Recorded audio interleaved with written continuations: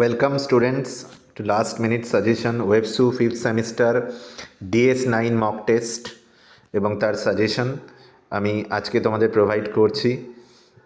দেখো, DS8-এর সাজেশন তোমরা অনেকটাই কমন পেয়েছো, তো সেই রকম DS9-এ যদি প্রথমেই বলি 15 মার্কসের পোয়েট্রি থেকে তোমাদের আনসার করতে হবে, মডার্ন পোয়েট্রি থেকে।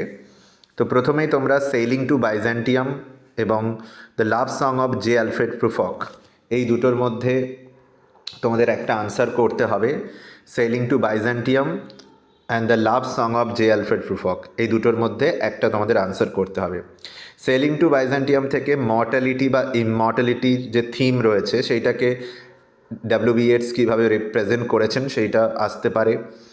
এই ক্ষেত্রে সেলিং টু বাইজেন্টিয়ামের ক্ষেত্রে স্পিরিচুয়ালিটির ব্যাপারটাও কিন্তু খুব ইম্পর্টেন্ট, এটাও তোমরা মাথায় রাখতে পারো। থিম অফ মর্টালিটি, ইমমর্টালিটি খুব ইম্পর্টেন্ট, এছাড়া স্পিরিচুয়ালিটির ব্যাপারটাও কিন্তু খুব ইম্পর্টেন্ট সেলিং টু বাইজেন্টিয়ামের ক্ষেত্রে। এবার যদি চলে আসি the love song of J Alfred প্রুফক, এটা একটা মডার্ন পোয়েম তোমরা জানো, এবং এটা একটা ড্রামাটিক মনোলগও বটে। তো অ্যাজ এ ড্রামাটিক মনোলগ, এবং এটা কীভাবে the relationship between Prufrock's vision of the world and how the world সিজ প্রুফক। তো প্রুফকের ক্যারেক্টারকে কেন্দ্র করে কিন্তু প্রশ্ন হতে পারে, যে প্রশ্নটা হবে সেটা মূলত প্রুফকের ক্যারেক্টারকে প্রশ্ন করে হতে পারে। এক্ষেত্রে একটাই প্রশ্ন আমি মক টেস্টে তোমরা দেখতে পাচ্ছ, কিন্তু the love song of J Alfred Prufrock থেকে আমি আরেকটা বিষয় তোমাদের বলে রাখি, যে এখান থেকে কিন্তু টাইটেলও আসতে পারে, তো টাইটেলটাও তোমরা প্রিপেয়ার করে রাখতে পারো ছোট্ট করে। আর তার সাথে সাথে অ্যাজ এ মডার্ন পোয়েম, এটা কিন্তু একটা মডার্ন পোয়েম, তো মডার্ন ম্যান বা মডার্ন পোয়েম হিসেবেও কিন্তু প্রশ্ন থাকতে পারে। প্রশ্নে যে ফ্রেজটা ব্যবহার করা হবে সেখানে মডার্ন ম্যান বা মডার্ন পোয়েট সেই কথাটাও আসতে পারে কিন্তু।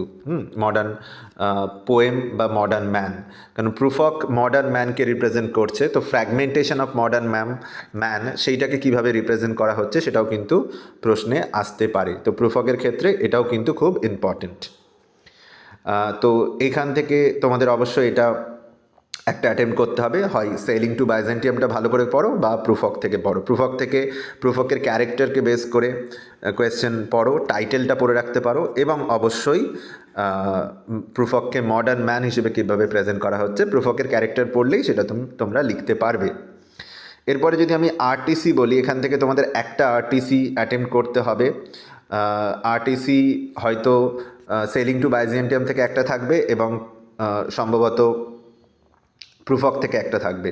তো যেমন একটা ইম্পর্টেন্ট লাইন এখানে আমি বলে দিচ্ছি যেটা পরীক্ষায় আসতে পারে, an aged man is but a paltry thing, a tattered coat upon a stick, unless the soul clap its hands and sings, and louder sing for every tatter in its mortal dress. এই লাইনটা খুব important একটা line, এটা তোমরা জানো যে সবাই, যে সেলিং টু বাইজেন্টিয়াম থেকে একটা লাইন রয়েছে, aged man but is a paltry thing, a tattered coat upon a stick. তো এই পার্টিকুলার যে ইমেজটা রয়েছে এইটাকে কেন্দ্র করে কিন্তু আরটিসি আসতে পারে। এছাড়া in the room women come and go talking of Michelangelo, এইটা কিন্তু প্রশ্ন আসতে পারে। এই আরটিসিটা, এই লাইনটা খুব ইম্পর্টেন্ট, এটা love song of J Alfred Prufrock থেকে একটা line, in the room women come and go talking of Michelangelo. যথেষ্ট বড় একটা পোয়েম। আমার পার্সোনাল অ্যাডভাইস তোমাদের জন্য এটাই থাকবে যে প্রুফক থেকে তোমরা লং কোয়েশ্চেন অ্যাটেম্প্ট করো, এবং আরটিসির জন্য তোমরা সেলিং টু বাইজেন্টিয়াম পড়ো। এখানে অবশ্যই মাথায় রাখবে যে long questions and RTC cannot be attempted from the same text. Same question থেকে বা সেম পোয়েম থেকে তোমরা লং কোয়েশ্চেন এবং আরটিসি লিখতে পারবে না। তো আমার পার্সোনাল অ্যাডভাইস যে লাভ song of J Alfred Prufrock থেকে তোমরা লং কোয়েশ্চেন অ্যাটেম্প্ট করো, এবং অবশ্যই সেলিং টু বাইজেন্টের থেকে আরটিসি প্রিপেয়ার করতে পারো। পোয়েমটা ভালো করে পড়ে যেও। এবার যদি পরের মডিউলে আমরা চলে আসি, এখানে তোমাদের তিনটে পোয়েম রয়েছে, স্প্রিং অফেন্সিভ, মুসি দি বিওয়াট এবং থট ফক্স বলে একটা পোয়েম অ্যাড করা হয়েছে এবছর। তো এর মধ্যে থেকে দুটো পোয়েম তোমরা ভালো করে পড়ে যেতে পারো, স্প্রিং অফেন্সিভ এবং মুসি দি বিওয়াট। স্প্রিং অফেন্সিভ তোমরা যেমন জানো যে একটা অ্যান্টি ওয়ার পোয়েম, তো as an anti war poem এটা আসতে পারে। এছাড়াও ইমেজেস অ্যান্ড সিম্বলস, যেটা স্প্রিং অফেন্সিভে ব্যবহার করেছেন আওয়েন, সেটাও কিন্তু আসতে পারে। তো spring offensive, images and symbols, এবং আমরা আরেকটা জিনিসও বলতে পারি যে অবশ্যই স্প্রিং অফেন্সিভের ক্ষেত্রে টাইটেলটাও খুব আইরনিক্যাল অ্যাকচুয়ালি, তো টাইটেলটাও দেখে যেতে পারো, but spring images and symbol এবং মূলত অ্যান্টি ওয়ার পোয়েম হিসেবে কিন্তু স্প্রিং অফেন্সিভ এইটা তোমরা প্রিপেয়ার করতে পারো। মুসি দি বিউ আর্ট এটা এমন একটা কবিতা যেটা হিউম্যান সাফারিং এবং পেন তার উপর ফোকাস করে এবং মানে সাফারিংয়ের যে দুটো নেচার তার উপর ফোকাস করে।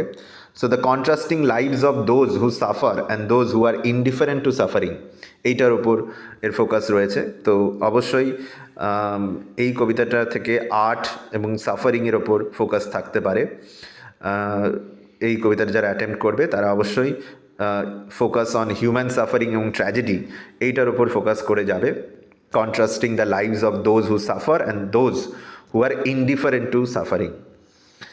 আর এরপরে লাস্ট যদি চলে আসি আমি, যেটা নিয়ে অনেকের আগ্রহ রয়েছে, heart of darkness. Heart of darkness খুব ইম্পর্টেন্ট একটা নভেলা, জোসেফ কনরাডের লেখা। এখান থেকে নিঃসন্দেহে ন্যারেটিভ টেকনিক সবচেয়ে important, the role of the narrators. এবং যখন আমি ন্যারেটার্স বলছি তখন অবশ্যই মার্লো অ্যাজ এ ন্যারেটার সেটাও কিন্তু খুব ইম্পর্টেন্ট। তো রোল অফ দ্য ন্যারেটার্স বা ন্যারেটিভ স্ট্রাকচার ইন জেনারেল খুব ইম্পর্টেন্ট। তোমরা জানো একটা ফ্রেম ন্যারেটিভ এই নভেলের মধ্যে রয়েছে, তো সেই জন্য ন্যারেটিভ টেকনিক বা রোল অফ ন্যারেটার সবচেয়ে ইম্পর্টেন্ট হার্ট অফ ডার্কনেস থেকে। এছাড়া হার্ট অফ ডার্কনেসকে একটা অ্যান্টি ইম্পেরিয়ালিস্ট নভেল হিসেবে আমরা দেখতে পারি। তো খুব ইম্পর্টেন্ট একটা কনসেপ্ট যে ইম্পেরিয়ালিজম বা সাম্রাজ্যবাদের বিরোধী একটা নভেল হিসেবে এটাকে দেখতে পারি আমরা। তো রেস অ্যান্ড ইম্পেরিয়ালিজম এই থিমটা কিন্তু খুব ইম্পর্টেন্ট। তো heart of darkness as an anti imperialist novel or the theme of race and imperialism এটাও কিন্তু খুব ইম্পর্টেন্ট হতে পারে। এই প্রশ্নটা খুব ইম্পর্টেন্ট। এছাড়া যদি তোমরা আরেকটা আনসার করতে চাও তাহলে অবশ্যই টাইটেল করতে পারো। পার্সোনালি আমার মনে হয় যে ন্যারেটিভ টেকনিক এবং টাইটেল এই দুটো সবথেকে বেশি ইম্পর্টেন্ট। ন্যারেটিভ টেকনিক এবং টাইটেল সবথেকে বেশি ইম্পর্টেন্ট, আবারও বলছি। তো হার্ট অফ ডার্কনেস থেকে ন্যারেটিভ টেকনিক বা রোল অফ ন্যারেটার্স, টাইটেল এবং থিম অফ ইম্পেরিয়ালিজম বা অ্যান্টি ইম্পেরিয়ালিস্ট নভেল হিসেবে তোমরা পড়ে যেতে পারো। তো এইটা হচ্ছে আমাদের সাজেশন।